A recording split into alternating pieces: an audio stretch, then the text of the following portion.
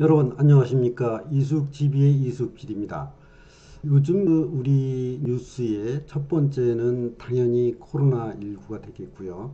두 번째 뉴스 하면은 지금 법무장관과 윤석열 검찰총장 간의 갈등 문제가 있기 때문에 그러한 두 가지 뉴스가 이슈인 것은 사실입니다. 그러는 사이에 중국의 왕이 외교부장이 왔습니다. 2박 3일의 방한 일정을 마치고 중국으로 돌아갔는데, 자, 이제 이 부분이 어떻게 보면은 우리가 소홀히 할 수 있는, 뭔가 놓치고 있는 것 중에 하나일 수도 있다는 생각이 듭니다. 이숙TV에서는 되짚어보는 시간을 가지려고 하는데요.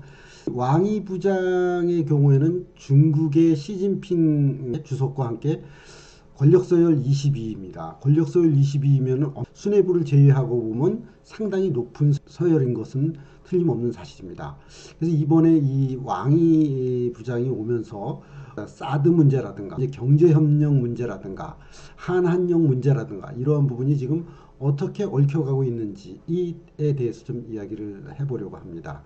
왕이 부장이 이번에 한국을 방한하게 된 아주 배경을 보면은 결국에는 새롭게 정권이 미국이 변하는 데에 따른 중국의 스탠스를 어떻게 가져야 될지에 대해서 고민을 많이 했을 거로 생각이 듭니다.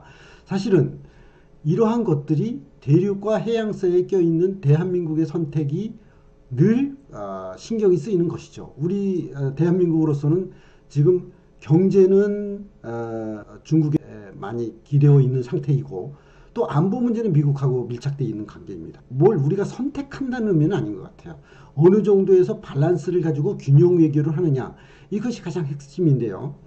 왕이 부장은 이번에 와서도 방한 목적 한국과 중국의 관계를 강화해서 그게 안보 측면이 되었든 아니면 경제 측면이 되었든 미국 바이든 행정부 출범 이후에 사드 문제는 너무 중국이 가장 민감하게 생각하는 문제고, 또 한미 군사동맹 강화가 어떻게 흘러갈 것인지 이런 문제에 대해서 먼저 견제를 해야 될 필요성이 있기 때문에 왔다, 이렇게 보여지는 것이죠. 이 부분은 외교 당국자 간에 이미 다 아는 사실이고 우리 일반 국민들도 이미 인식을 하고 있습니다. 근데 이 인식하는 것이 어느 정도 심도 있게 생각해야 되느냐, 이것이 굉장히 중요하게 됐습니다. 이제 한중 협력 방안에 대해서 논의를 했지만 과연 우리는 얻은 것은 뭐냐? 얻은 게 별로 없다는 겁니다. 또 중국은 또 얻은 게 뭐냐? 중국은 좀 얻어간 게 있다라는 것이죠. 문제의 가장 핵심은 사드, 고고도 미사일 방어 체계. 우리 한국에 지금 배치되어 있지 않습니까? 이것이 배치됨으로써 인해서 계속해서 어떤 교착점에 와 있는 거예요. 근데 중국 어떻게 이걸 조화롭게 균형 있는 외교를 펼칠 것이냐? 이게 다 양 진영 간에, 3자 진영 간에 아주 문제가 되어 있는 것인데요. 장관회에서도 우선 사드 배치는 반대한다. 이게 이제 기본적인 원론적인 건데 변함이 없습니다. 저들은 배치를 반대한다. 우리는 북핵 위협 때문에 이거를 대응하기 위해서 우리는 배치를 한다. 이런 게 이렇게 배치되어 있지만 사실은 우리 입장을 바꿔놓고 생각하면 사드를 배치한 것이 뭐 단순히 우리나라를 위해서만 배치한 것이겠습니까? 아닙니다. 미국의 입장에서 보면 중국의 군사력이 이쪽으로 집중되어 있을수록 이상 징후가 생겼을 때 중국이 내려오는 어떤 그런 것을 방어해야 되는 입장이기 때문에 지금 중간에 우리가 끼어 있는 거거든요. 안보 측면도 굉장히 끼어 있다, 이렇게 보는 것이죠. 그런데 중국의 역할이 경제에만 있지 않다, 이렇게 보는 것이죠. 중국의 역할이 한한령에서 우리를 막아놓고 여행객을 막아놓고 관광객을 막아놨기 때문에 경제적으로 우리가 타격을 입는다, 이렇게 하나만 생각하면 좋겠는데 경제적인 문제뿐만 아니라 안보 문제에서 꼬여 있다는 것이죠. 한한령의 경우에는 지금 중국 내 한류가 금지되어 있습니다. 강경화 장관과 이제 문화 문제에 대해서도 얘기가 됐지만 한국의 한류가 지금 전 세계에 지금 붐을 일으키고 있고 빌보드 차트에도 올라가고 있고 BTS라든가 상당한 수준까지 가 있는데, 한류를 금지해냈다는 것은 결국에는 우리 문화가 중국 국민도 원하지만 우리께 들어가지 못하게 이렇게 좀 빗장을 박아놓은 거라 이렇게 된 거죠. 이게도 참 문제가 크게. 그런데다가 또 한국 여행 상품 판매를 중단시켜놨. 이렇게 되니까 경제적으로 우리가 타격을 받는 것이 굉장히 큽니다. 이수 PD가 항상 강조를 하지만 뭐 예전에 예를 들면 뭐 4대 주인이 무슨 뭐 이런 얘기 많지만 그런 거를 무슨 주의라고 얘기하는 게 중요하지 않다는 거죠. 어떤 수를 써서라도 중국에 우리 상품을 팔고 어느 만큼의 중국 걸 우리가 사들이면서 더 많은 걸 팔아서 이 경제 성장의 안정된 유지를 위해서 꼭 필요하다는 것이죠. 사실은 가장 가까운 나라 아니겠습니까? 북한을 거치지만 하다못해 지금 얘기가 되고 동쪽 철도라든가 이런 것들이 다 왜 얘기가 나오겠습니까? 여기를 거쳐서 러시아 그다음에 중국이 다 연결되는 거 아니겠습니까? 그런 의미에서 굉장히 중요하겠다. 이 한한령도 시작된 게 원인이 사드 배치가 되면서 2010년, 16년입니다. 벌써 4년이 됐다는 얘기죠. 시진핑 주석이 올 수도 있겠다라고 던졌지만 실제적으로 온다는 결정이 나질 않았어요. 시진핑 주석이 한국에 온다는 의미는 결정적으로 오겠다 이런 내용이 되지 않았다는 겁니다.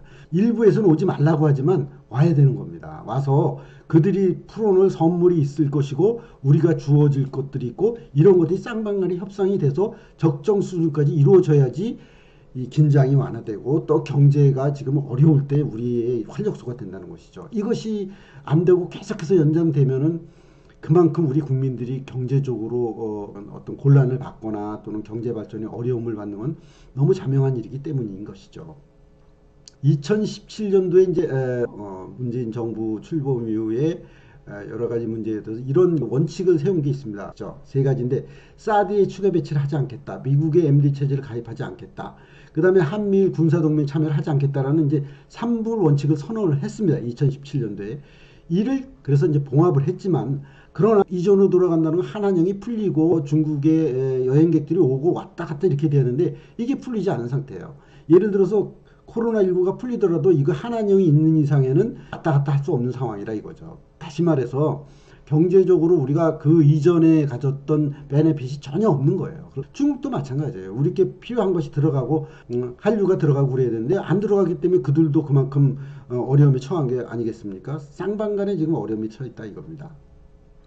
우리 전문가들은 그런 얘기를 합니다. 중국은 한국에게 있어서 자신들의 역할이 경제 문제에만 그치지 않고 한반도의 평화와 안정 그리고 북한 문제 해결에 있어서도 중요한 역할을 한다는 메시지를 중국은 우리에게 전달하려고 한다 이렇게 보는 것입니다. 경제는 중국, 안보는 미국이라는 말을 그거를 경중안미라고 한답니다. 경제는 중국, 안보는 미국이라는 말은 이미 답이 주어져 있다는 것이죠. 당장 선택을 강요하는 것은 아니지만 한국이 경제냐 안보냐에서 그리 쉽게 미국을 택한 문제가 아니다. 이렇게 얘기를 하는 것이죠. 자, 이건 무슨 다시 한번 풀어서 얘기하자면 자, 경제와 안보가 충돌하면 결국 안보로 초점이 가는데 미국을 택하지 않겠냐 너희 나라는.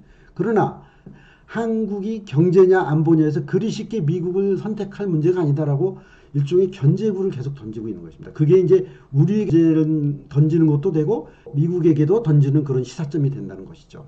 그래서 이번에 왕이 외교부장이 왔다 가서 조금 전에 말씀드렸듯이 크게 얻은 것이 없다. 물론 이제 강장관과 해서 문화라든가 이런 거에 대해서 얘기가 되고 중국은 그거를 재인식시키는 거에 바빴던 것이죠. 그런데 우리는 거기에 따라서 경제적인 그런 이익을 얻는다거나 이런 면에서 좀 약했다. 결국에는 또 왕이 외교부장이 떠나면서 뭐라냐면 한반도 운명은 남북 손에 줘야 된다. 이건 뭐냐면 일종의 그 미국을 좀 배제하려고 그러는 것이고 자기들은 이미 북한과 상당히 밀착되어 있지 않겠습니까?